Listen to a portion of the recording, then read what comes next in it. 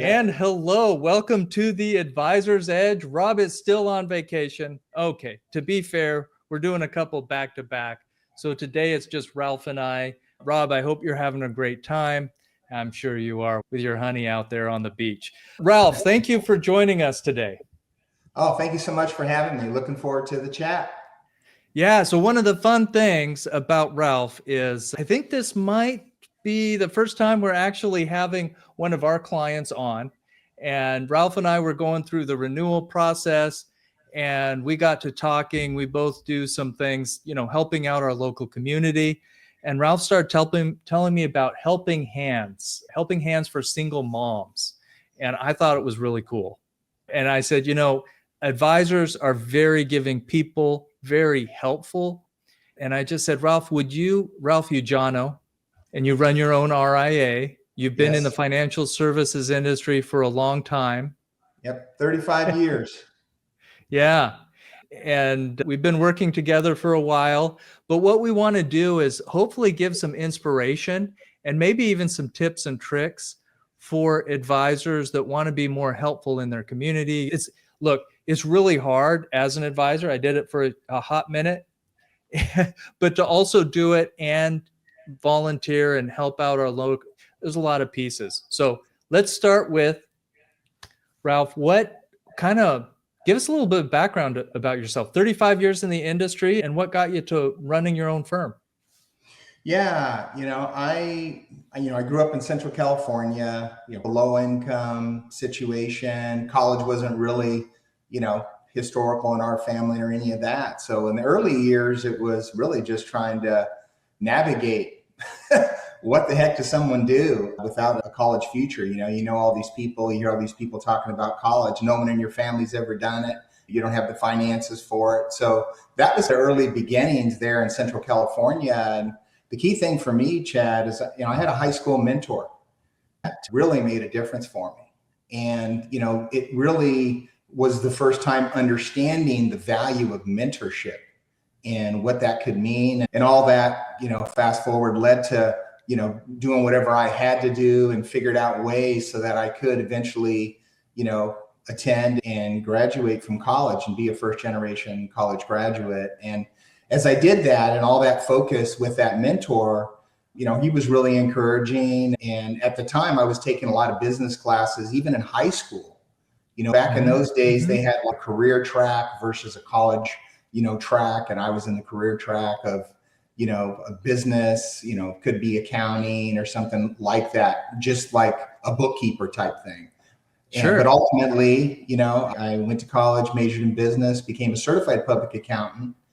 And that was really the entree into, what all the possibilities that you can imagine that I certainly didn't, as a youngster. So that was a big part. Became a certified public accountant, worked for the FDIC, actually as a bank examiner right out of school. That was a big part of my work experience. And after traveling around for a couple of years, I got tired of that and was, looking for the next opportunity. And that's when I found out about Mercer Advisors. This is back in late 1988. And so interviewed with them while I was home visiting. They originated in Santa Barbara, a single office. And I grew up right outside there. So had a chance to interview with them, got to know the folks there in Santa Barbara. And in February of 1989, I joined Mercer Advisors and spent over 27 years with them, helping grow the company from a single office to 22 offices nationwide. We became the largest dental consulting firm in the country, in addition to all the financial planning and wealth management that we did. And, ultimately, private equity sale. And then I'm sure anyone listening to this podcast knows that name because they've done over 100 acquisitions of RIA firms in the industry over the last 7 years or so. So anyway, that was kind of a quick entry into my world and how I learned about the wealth management industry through Mercer, who was really unique in how they approach things because they evolved from a law firm. So it's very different. Interesting. Yeah, I didn't know that. Yeah. Okay. Interesting. And you and I've had conversations about your adventures helping open up offices and go from there. And, you've got a big heart in helping folks out. And when did you start your own firm? I should have looked this up before we got on here, but yeah, tell us a little bit about that. How was that, like 5, 10 years ago? It was in 2017. Okay. And so after that 27 years with Mercer Advisors, which was, just a phenomenal experience to me. It's a great firm, still a great firm today. I really learned so much being there. Of course, initially as an advisor, then, in an executive role there, opening offices and, all the way to being the chief investment officer. So did a lot of fun things there. And it really taught me a lot. But the focus of that organization was always about serving people. When you go into the kitchen of the office there, the original office still there in Santa Barbara, even now that they've got, I think they're up to close to 80 offices nationwide. But they, the sign on the kitchen is nobody cares how much you know until they know how much you care. Yeah. And that goes all the way back from the day I started, working there, but had a great run there for 27 years. And it was a lot. The last few years with the growth that we had was just fantastic. After the private equity, transaction and all that, I took a year sabbatical. And that was the key part, Chad, of me really looking at what the next steps would be, and had a chance once again, talk to mentors and really, just step back from everything for a while and really understand what the next step would be. And I always really enjoyed, of course, working with people, having an impact. All those years, we lived in a few different states. We were in Central California there, was in Santa Barbara for about a decade with Mercer, then moved up to Bellevue, Washington for about 7 years, then down to Scottsdale, Arizona for 11 years, and then been here outside of Dallas and McKinney for the last 12 years. But during those times, one of the things my wife and I always like to get involved in is serving the community. And whether we did that through, a lot of our church activity or just directly, to different nonprofits. And so having an opportunity to be in these different, major cities across the country really gave us some great exposure to a lot of the great work that people out there are doing. And I have to say, Chad, it's one of the things that's super exciting to me. It always has been, but even more so today to have, more flexibility, more time even than ever now to be able to focus on, having an impact. And it's just inspiring to see the great work that people out there are doing. It really is.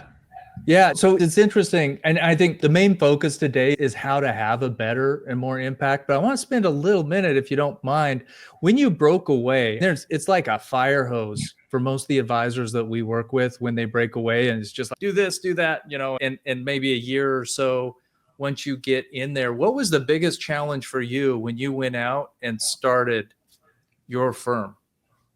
Yeah, I would say when you look at that transition, if someone really that's their primary focus, then I think it's really in some ways not a lot different than what we all always do, right? As a really good advisor, when we're giving advice, we're looking at everything beyond the numbers, right? That's what the great advisors do. It's not just about the math or, retiring at a certain age. We're looking at the total picture. Right. And I would say when you're looking at potentially leaving a firm, whether you're starting your own firm or going somewhere else, you got to take that same type of really deep inventory to know why you're doing what you're doing, what you're hoping to get out of it. And that goes back to what's your vision, what's your mission, what's your values, right? So going back to those same things we bring clients to in those really deep conversations that help us plan, like I said, beyond the numbers and really help align the client's future with their desired outcome, based on the things that are really important and meaningful to them. And so that's, like I said, Chad, when I took that year sabbatical, I think maybe that's a bit different, right? I don't know that a lot of people, when they're transitioning out of firms, are set to take a year off. I was fortunate in being able to do that. And so that's unique. But I would say, you've really got to step back and think like you're coaching your own clients and really understand why you're making those decisions. And obviously, all the tough questions you want to make sure you're getting asked and answered around, the type of firm that you want to either create, or if you're going to go to another firm, how it's going to meet your needs, your clients' needs, pretty basic stuff from that perspective. But those are the things that you have to do.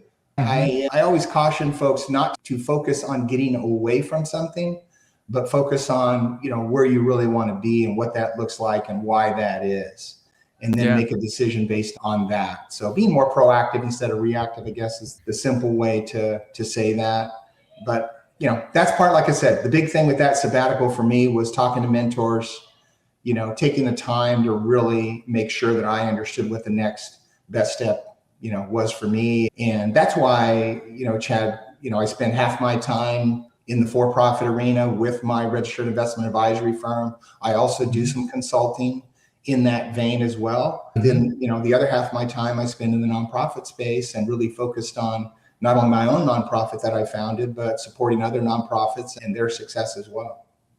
Clearly, a value to you is helping others, and you do it a lot, not only in your work, but in the nonprofit work. And it's amazing for me. I think we try and spend 25% of our time working on things that are going to help people in different ways, not just serving clients. And 50% of your time helping, if it's helping hands for single moms or if it's other nonprofits, that's a lift. So obviously you value it because you're putting your money where your mouth is, which is really the most important thing, your time. How did you get there? Honestly, for me right now, if somebody says I got to spend 50% of my time, I love the concept of it, but it would be very hard for me to get there. I think maybe I haven't opened my mind up again enough. So tell me, how can somebody work towards being that kind of server, helping others? Yeah, once again, like you just said, right, I spent a long career finding time to do that. And it's actually really interesting as I talk with folks, just like you, Chad, mentioning that, and trying to share with folks, how to think about the nonprofit space and the different ways that you can participate in things. One of the things that I came across that I learned literally just a few years ago that just made so much sense to me, it's from a book called When Helping Hurts. So something I would definitely recommend. And one of the things they talk about in the book that was a big takeaway for me was the fact that really, when you look in the United States, there's over 1 million nonprofits here, but you can actually bucket all 1 million of those nonprofits into 3 buckets. Okay. Right? There are 3 distinct types of nonprofits, and one of them is relief organizations. That's the majority of the nonprofits out there. So relief would be like a soup kitchen or a food bank, those types of things. And then the next bucket would be rehabilitation. So that's, unfortunately, there's been, the Hurricane Harveys and different, situations where people need someone to come in and do emergency cleanup. It's more of a short-term thing. They're rehabbing the community to a place where then they can start rebuilding. So, that's a version. Another version might be, addiction centers where someone's in transitional housing for a period of time while they're dealing with that. And so those are rehabilitation, organizational nonprofits. And then there's developmental nonprofits.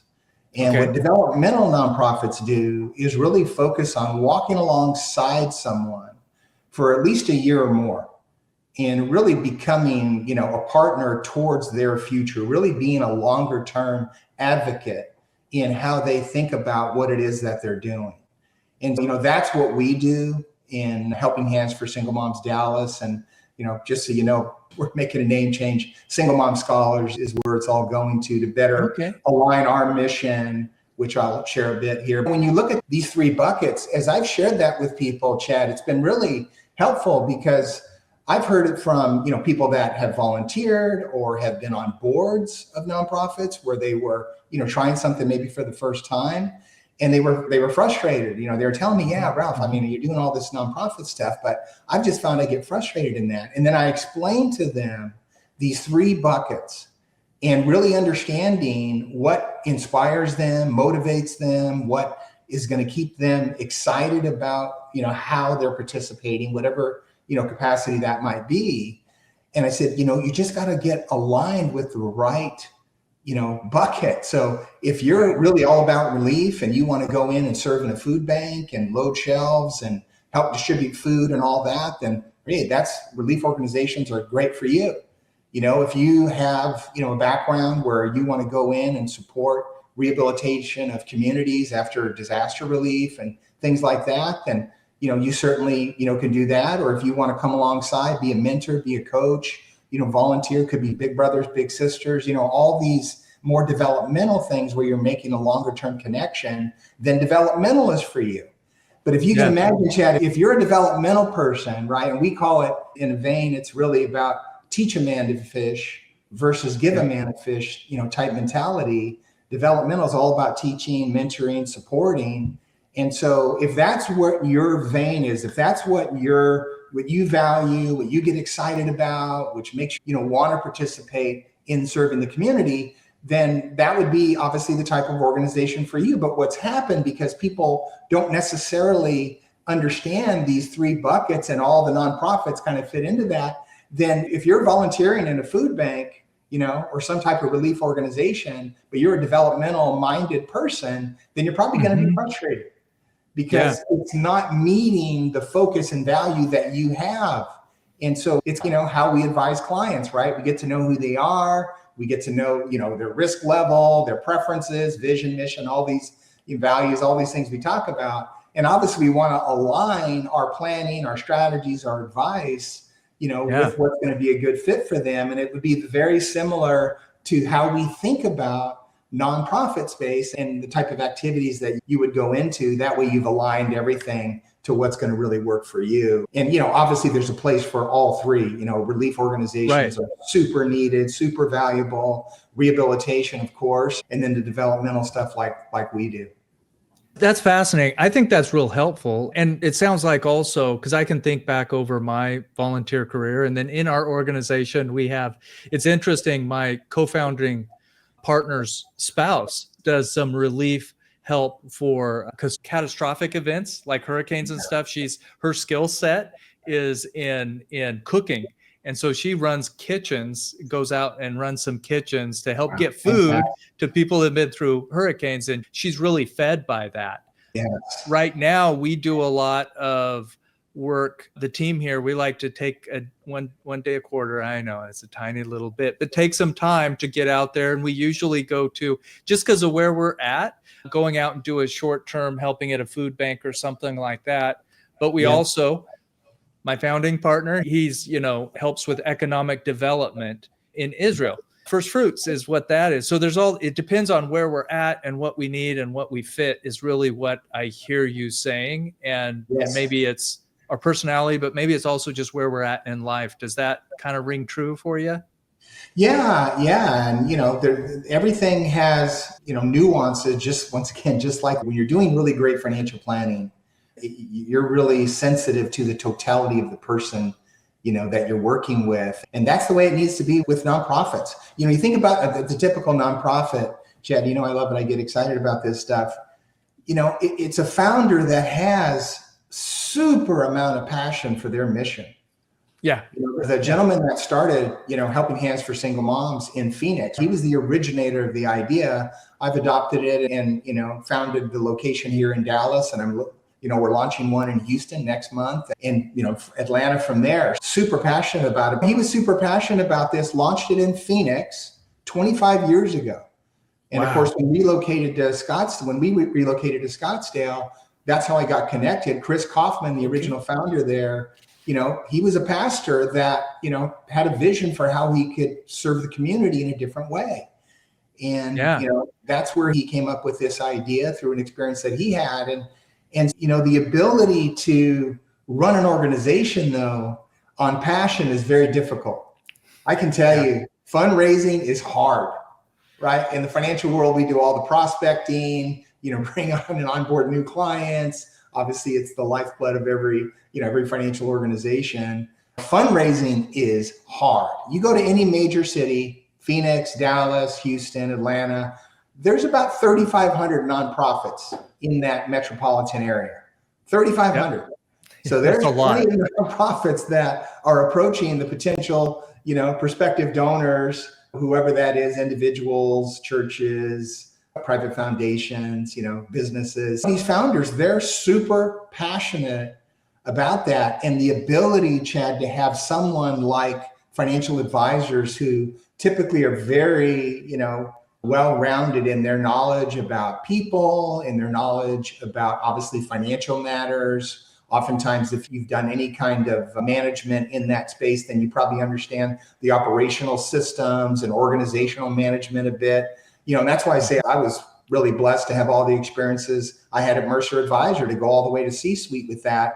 You just get different experiences. And when you can bring that to a nonprofit, it's a game changer.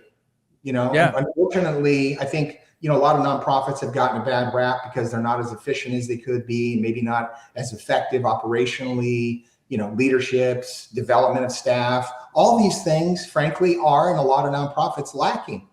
But the opportunity for an advisor that has a reasonable amount of experience, they can be a game changer to a nonprofit, have them think about strategy and systems and operational activity and all that. So I get excited about it from that perspective, because, and obviously anybody can serve in any capacity in a nonprofit that makes sense for them. But I really get excited about, financial advisors being able to do that because of the unique knowledge that they bring with them that can really make a difference. Absolutely. So here's what I'd love to do, if you're okay with it. You mentioned that Helping Hands for Single Moms is going through a little bit of a name change with scholarship moms, or Single Mom Scholars.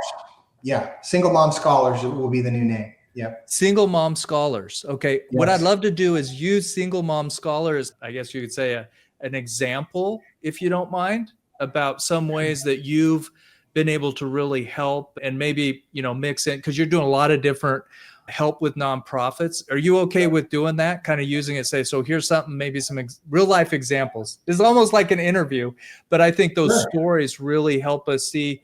And the advisors that are listening today, they might say, oh, I can do that, or that fires me up, something like that.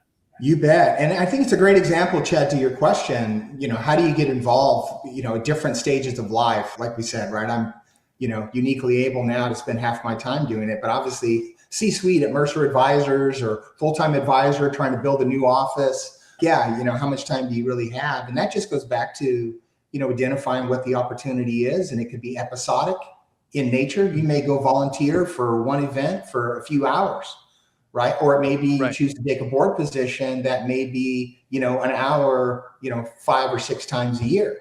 The nice thing is, like I said, any major city, 3,500 nonprofits, maybe more. You look at which of those buckets works for you, the relief, the, rehabilitation or development, and you go in and you do it from there. But like when I'll go all the way back specifically, like you say, with Single Mom Scholars and the original work with Helping Hands for Single Moms and Chris Kaufman there in Phoenix, so when we had relocated there into Scottsdale, the organization was going on its 5th year or so. And so I started just meeting with Chris, sharing ideas, became a donor at first. First thing we can always do is donate some money. That just doesn't take long. And then started meeting with him occasionally for lunch, learning more about the organization, sharing some ideas. And I just get excited, Chad, when I see the opportunity to have an impact. It just really inspires me. And like I said, not just me, but when I see other people doing great things like that, it's super inspiring. Got to learn through meeting, with Chris as the founder and the executive director there, and, started, going to some of the events. One of the great things with my wife and I and being able to attend one of the events for the first time, they just had what they called a meet and greet, where it was after work.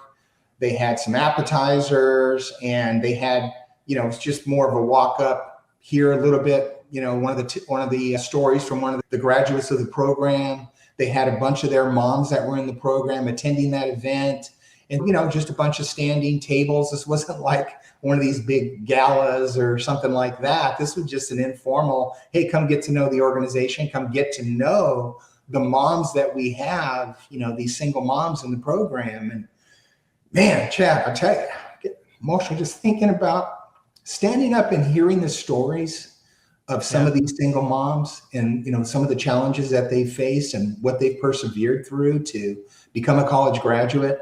These moms, Chad, are going from some form of government assistance and, and I'll just use most of our moms do nursing. So, they come from some form of government assistance into our program. In 2 years, maybe 18 months, if they're in an accelerated program, they're now earning $65,000 a year plus full benefits as a nurse. And then what happens is there's a major nursing shortage that a lot of people don't realize. It's significant. Like right now, just registered nurses across the country, over 300,000 shortage. That number projected to be over 1 million by 2030. Every major city is projected to have a 35% or more nursing shortage in the coming decade. And, it's one of the things that we're super excited about is being able to accelerate and facilitate more nurses graduating where they can fulfill those needs. But obviously, once again, we're advisors, we're being strategic. This is a strategic population. Right. And nurses, we know they're going to get employed before they even graduate. So employment's 100%. We know what their initial earnings are going to be. And those moms that are making 65 grand a year after 2 years, maybe, they have an associate's degree in nursing and those kind of earnings. What happens, Chad, is the hospitals are so motivated to, elevate the capability of those nurses. They hire them at those salaries, and then they put them through a 9-month accelerated bachelor's program that they've already set up with the local nursing schools. They pay for that. And then the mom, after she completes that program, gets another pay raise. Yeah, that's amazing. We have moms in our program, Chad, that are earning $100,000 a year, 4 years in as nurses. Oh, that's great. $100,000. They're now homeowners here in Dallas. And the same things happened in Phoenix, And so just going back, so we get to know these moms, we get to hear their story, we get to hear from the mom that had graduated, telling her story. We're learning these things. And my wife and I are just looking at each other, just saying, wow, what an opportunity to have an impact. And it's not just on the mom, it's on her children. It's on her family. Chad, and I'm it's sad that to say, generational impact. Multi-generational impact. And once again, I appreciate you mentioning that. Like, obviously, once again, as advisors, we talk about that all the time. Right. What's the generational impact? What's the legacy that we want to leave? And, whether we're talking about, from the family's mission, vision, values, or we're even talking about it, frankly, strategically, that, hey, if we want to maximize client retention, maximize client wallet share, all the things that, we know are valuable as advisors, then obviously we know we need to be connected to that next generation and, amplifying those relationships and expanding those relationships over time. And, there's a vested interest, frankly, in doing that. But the reality is, if we're doing everything for the right reasons, we're going to have a heck of an impact and really, change people's lives in a real positive way. And, once again, we can do that in the for-profit arena with what we do in financial planning space and wealth management. But man, what we're able to do in situations like this, where we're seeing the multi-generational impact on families. Here's the stats, Chad. When mom graduates college, right, there's now an 80% probability that family and future generations in that family will never live in poverty again. And the reason is that once mom gets that college degree, there's a 70% probability that one or more of her children will get a college degree of some sort. And so cool. The domino effect of what we're able to do is huge. And, when Julia and I, my wife, found out about that, attending that first meet and greet, way back in the day in Phoenix, we just said, how can we help? And, we started volunteering. I joined the board and, eventually became the president of the board there and really was able to learn a lot through that process, but obviously contribute a lot, as I mentioned earlier, just through the experiences that I've had and being able to share that with the other board members, being able to share that in how we're, running the organization, how we're, focusing our marketing, activity. Yep. And of course, today, all the social media stuff. Yeah, we have a lot to offer, but you can start small. You can start with a donation, then you can start with volunteering at an event. Yep. You can start with, joining the board. There's a lot of different ways to be involved in. And the nice thing is, nonprofits, the opportunities to match your interests and to, contribute something in a way that aligns with your time availability, you'd be surprised. And the great thing, Chad, too, is what we've seen is, people come alongside in these nonprofits and then they get their kids involved. Right. And So now you're not just talking about multi-generational impact financially, you're demonstrating multi-generational impact to your children and how to live that out in a real way in their own community. And of course, doing that as a family together is, just once again, a huge opportunity. yeah, yeah, no, and that's, I think, one of the reasons that not just your passion for what you're doing, but also my in-laws, my mother-in-law, she is a nurse, and Yeah. her daughter ended up going to nursing school. And she, they just, my mother-in-law, she started out as a nurse and then she got her master's, and that is just Yeah. grown and intergenerational. I'm so grateful, partly because of the work that I get to do, but here, a little secret about myself. I'm first generation college graduate in my family. Yeah. And Yeah. we were fortunate enough, my son's in college right now, and it looks like he's going to be able to get through college without debt. So being able to help those first generation and actually help, they're doing the work, right? So you're out there just doing what you do, and you're using your skills of leadership and marketing and all of that. And what you've done, Ralph, is you've laid out how you can, a lot of times we do start with our money, we give a little bit and then we get involved, Yeah. and then we go from there. What's interesting, you were talking a little bit about what you're doing with this organization and helping them expand so you can actually impact more single moms. Yes. And can you tell me a little bit about how it's going to come out as we just talk about it, what's going on? But I'd love to hear about how that. So you said you were the president of the nonprofit for a while? Is that Yeah, right? I was the board president there in Phoenix. And then when we relocated here to Dallas area, Chad, my wife and I were really committed to launching, a location here and being the founders of that location here in Dallas, and all that being part of the bigger vision of continuing that expansion into other major cities throughout the country. So that's one of the things that I'm really focused on right now. That's amazing. So how does that interplay with other nonprofits? Is it you're just, sharing best practices? Oh my gosh. What do you do there? Yeah, Chad, thanks for bringing that up. It's so important. And once again, advisors understand this in a unique way. And I certainly did, coming into it and saw the value of it. This idea that I mentioned it, multiple times, I know already. If you're in an area, and once again, every area, it doesn't matter how big it is, there's going to be multiple nonprofits there.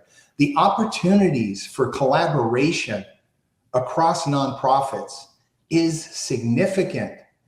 One of the unfortunate mistakes that lead to challenges in a lot of these nonprofits is what we would understand as scope creep, right? They've got a mission and then they try to do everything under the sun for that mission. And of course, I can tell you, and I was super successful from a sales perspective, fundraising is hard. And if you continue to expand on your mission and all the deliverables therein under your mission, where you're trying to be everything for the population that you're serving, it can happen. But what often happens is you just run short in your fundraising over and over again. And that's a real challenge, right? And of course, in the advisory space, we understand the importance. We've got to coordinate with certified public accountants and attorneys, estate attorneys, insurance providers, right? We have all these collaborations. We're used to it. And of course, the big trend today is bringing a lot of those services all under one roof. The opportunity to collaborate with other nonprofits is a unique focus area, again, that I think advisors can help the nonprofits that they're volunteering, serving in whatever capacity, because oftentimes they either don't think about it or they just don't understand any kind of systemized way to go about it. So I'll give you an example. Yeah. When, we're getting ready to launch here in Houston next month. And, when we think about all the different aspects to launching a new location, obviously we got to find an executive director to run the program. And, you've got to become a 501c3 tax exempt entity in that area. And you've got to do all the normal formations you have to do with a nonprofit corporation. Like all those things have to be done before you can launch. But part of that is saying, what are the other nonprofits in the area that we can collaborate with? And one of the interesting challenges, Chad, that I've seen is there's only 2 services that you can subscribe to that have a complete list of all the nonprofits across the country. Otherwise, what will you do? You type in nonprofits in Houston, as an internet search, you get all this stuff. Right. We subscribe to a service where we can look at what are the nonprofits that provide housing? What are the nonprofits that provide childcare? What are the nonprofits that provide X, Y, and Z, right? So then we can go in and, introduce ourselves to them, let them know we're coming to the area, look at potential synergies, where we can support one another, or at a minimum, Chad, part of the challenge is we always have more moms applying for our program, unfortunately, than we have, funding for. And so the minimum thing I want to be able to do when a single mom takes the time to put an application in on our website, which is how they do it. We connect with the colleges. The colleges help make us, known to, the students in their program. And then the students in the program get directed to apply directly on our website. We can download their applications. And so unfortunately, we just don't have the funding to take every mom into the program. But what we do want to do is say, hey, here's some things, if there's something that they need to work on, we'll point that out and, encourage them in the right direction. But we'll also say, here's some other resources in the community you may or may not be aware of. We wanted to make sure you're aware of them, so if you need support in these areas, these are the places you can go. And I'm so glad you brought that up. It is this nonprofit collaboration opportunity is often missed, and it is so valuable to help nonprofits start to think that way and really behave that way to where they can leverage the impact that they're having through other nonprofits. And we've done it. I'll give you, once again, a specific example right here in Dallas. There's a large global, housing organization called Buckner, and they focused on housing for aged-out foster children, single parents, a bunch of transitional situations, but they have a lot of parameters to get to get housing into their situation. So we partnered with them. We've graduated 6 moms so far that were residing in their, their transitional housing that were also then going to college and in our program. And so, being able to benefit that. And there's really, a half a dozen core services, Chad, that we provide that are really the game changer that we've seen now with a 25-year history going back to Phoenix, and certainly here in Dallas, and where we'll go in Houston, Atlanta, the same types of things. The biggest thing we do, Chad, in this is we create community. Single moms are often isolated, alone. And so we bring these moms together at least every other month, and they get a chance to create community with other moms. It builds resilience, keeps them encouraged, gives them hope. And the other key thing, tying it into, once again, our financial industry, is one of the biggest things that they need is financial literacy training. And so when we bring these moms together every other month, we'll bring in outside experts that will come in and talk about financial literacy, developing a budget and what that looks like. Guess what? When a mom comes in our program today, like I said, she's probably on some form of government assistance. If she's working, which oftentimes she is, she's, her earnings maybe $15,000 a year, whatever that is. And then they're trying to go to school, right? So they're incredibly hard, raising kids full time, trying to go to college, and then working. And so one of the key things is understanding how to manage that the best that they can financially. But like I said, most of them are doing nursing. They're going to go in less than 2 years from that to $65,000 a year, and potentially within 3 or 4 years after that, $100,000 a year. And so they need those skills today and tomorrow, right? Just like we do with clients. They need skills to facilitate what they need to today, to facilitate all their tomorrows. And so it's a very similar way of thinking about it. And then we bring in, for another course, it might be resume writing and interview skills, or, managing stress as a single parent. And so this community aspect is really one of the key things, Chad. And I know I mentioned to you, I think in one of our conversations, the single mom graduation rate over a 6-year window, even just for an associate's degree, based on a study in 2019 by the Women's Policy Research Institute, the graduation rate for single mom college students is 8%.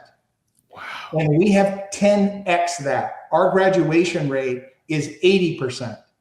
And so we're getting phenomenal results by having moms come through our program. And I think a big part of it really is this community that we're creating of single moms to connect with one another, giving them some of these professional, skills training and facilitating their futures that way. And then the other big thing, Chad, I'll just say is, just for people's knowledge, is one of the biggest things for a single mom that's going to college, they probably already have some kind of housing situation figured out. They've got childcare figured out. Oftentimes it's a family member, right? That's a mom or, parents that are helping out as the single moms going through college. The next biggest thing that we've learned and seen over and over, one of the things, frankly, we spend the most money on is their transportation. Interesting. We all heard the stories where, if somebody had a $500 or $600 or $1,000 expense, for a lot of people, not just a single mom, that's a big deal. But for a single mom, it's even bigger. They might have to drop out of college for that semester. Right. And they never go back to which is part of that 8%. Yeah, exactly. Yeah. So what we do, and I'm going to shout out to our partner here in Dallas, we've got a community partnership with Firestone Auto Centers. And so we pay retail for the parts. They do the labor for free. Here might be a little tidbit we sit out there. When I was in the collision industry, we did this thing where we helped, I don't remember if it was a single mom or a family, but we actually, the body techs and the paint techs volunteered their time as a shop general manager at the time. We bought a car, a Toyota. It was a few years old that had been wrecked. The technicians fixed it. We got the dealerships to donate some parts. And so we got everything donated, and it was around Christmas. And I'll tell you what, when we were able to give them that car, it was it was like 3 to 5 years old, but it was a really solid car that we knew for their family was a huge deal. Yeah. What I want to do, Ralph, because your passion on this is absolutely awesome, which is why I wanted to have you on here. The mission is amazing. I think you've given us a lot of ideas that will help us connect. And one of the beautiful things that you pointed out is how financial advisors have all these skill sets and they can help out in so many different ways. Yes. So I want to take a minute and connect some dots here, because we may have some advisors that are listening that says, you know what, this is interesting. Maybe they're working with a nonprofit already that says, I may want to connect with Ralph, or, maybe with some of the work you're doing in the different cities around the country. So I want to make sure we don't forget, you said you're helping expand this into some other areas. Yes. So for example, just real quick, the FPA does a lot of donation of time in helping those that need it, that maybe can't afford it, with financial planning and help figuring out some of that network of support.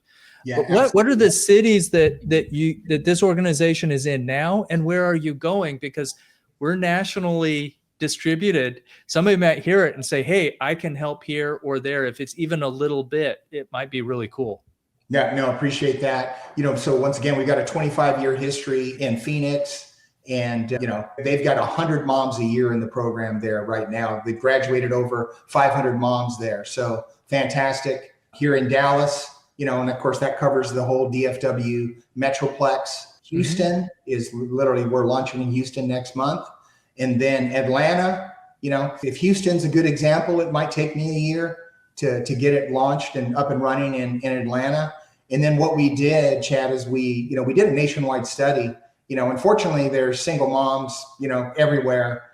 And so that's not the only marker for a program, right? We're looking at nursing, areas that have a concentration of nursing schools, looking at the other nonprofits that we can collaborate with, looking at the private foundations or businesses that can support all the fundraising activity.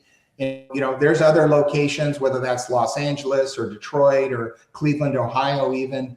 They're unfortunately, but we've identified the next 10 locations. So those are some of the ones that are, active now: Phoenix, Dallas, Houston next month, and then Atlanta, call it a year from now. And the goal there, Chad, is to show, especially with the 3 that I've launched, because Phoenix has been around for so long. All these 3 are really still startup mode. But the goal is to, potentially, with the success that we're having there, we've graduated, 35 moms here so far, which is great. And we're accelerating that number. But the idea is, we've created basically a franchise way to think about this. Like Yeah. literally, if I had the funding, Chad, tomorrow, if we go to a major funder or somebody hears this, says, hey, here's $1 million, I can go out and open 5 locations in a heartbeat. Like systematized to what we're doing. Just any financial firm, plug and play their business model. We've done that with single mom scholars and really driving everything, forward in a very defined model. Everything that I've talked about, 2 full-time people can run 100 moms a year through a program on an ongoing basis. So 2 full-time people is all it takes. This isn't because we're so laser focused on one thing, moms graduating college, right? That's our marker for success. And we're at 80% right now. And because we're so laser focused on it, it's a plug and play model we can replicate all across the country. Yeah, you're using all that business experience to apply it and just helping out. And it looks like you're at that scale inflection. You've done some amazing work with single mom scholars. Did I get that right? Yes. Yes. Okay. With single mom scholars, and there's a lot more work to do out there. Okay. If it's in fundraising or if it's helping nonprofits connect to help the community, it's all amazing. And what we're going to do, Ralph, is we're going to make sure, and this is particularly important on this podcast, we're going to get that in the show notes, and we're going to make sure to include what is the best way to if somebody finds a real interest in this, how should they reach out to you directly, or what's the best way to do that? I would love for someone to reach out to me directly. I'd love to share ideas, facilitate their success. It's part of, Chad, as we've talked about, like, I want people to be successful. If you look at my main mantra for what my focus is, I get really emotional and get really excited and get really inspired by supporting other people being successful. And that could be single moms, that could be advisors, that could be an RIA firm that I've done consulting with, like pick any capacity, obviously my own clients. I love seeing people succeed. It is really the main driver for all that I am and all that I do. So I'd love to talk with anybody who gets, inspired by this or gets interested in this in whatever capacity that is. Happy to help. Okay. Yes. So what they're going to say about Ralph is they're going to say, this guy loved to help people succeed. That's what it's going to be. Absolutely. Very cool. Tell you what, we usually ask a question but you got us there. Okay. When we get to the end, and the impact, we're absolutely seeing it. Tell me again, real quick, for single mom scholars, what's the mission? Yep. We empower low-income single mothers to attain a college degree, achieve financial independence, and elevate their communities. All right. Yeah. Here's what we're going to. That's the mission.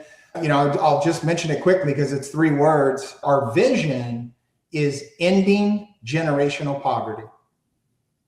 Powerful. Oh man, I can really get behind that. Ending generational poverty. Yeah. Wow. Okay. I think here's what we're going to do is I'm going to pray that this podcast touches some people, inspires some people. And I look forward to seeing, what happens, because ending that generational poverty is what a vision. Yeah. Ralph, thank you for spending some time with me today and being willing to really dig into it. You've been incredibly generous with giving some of your expertise, and hopefully some advisors have really picked on something helpful. Thank you. Yeah, thank you. Appreciate the opportunity to do it, and always happy to help. Thank you. Watching the show notes, reach out to Ralph, check out what they're doing. We'll have the website on there and ways to get a hold of Ralph and some of the stuff he's talking about. But even if you listen to this, just let it sink in a little bit. What can you do to help someone today? Yeah, absolutely. All right. Thank you, Ralph. Thank you.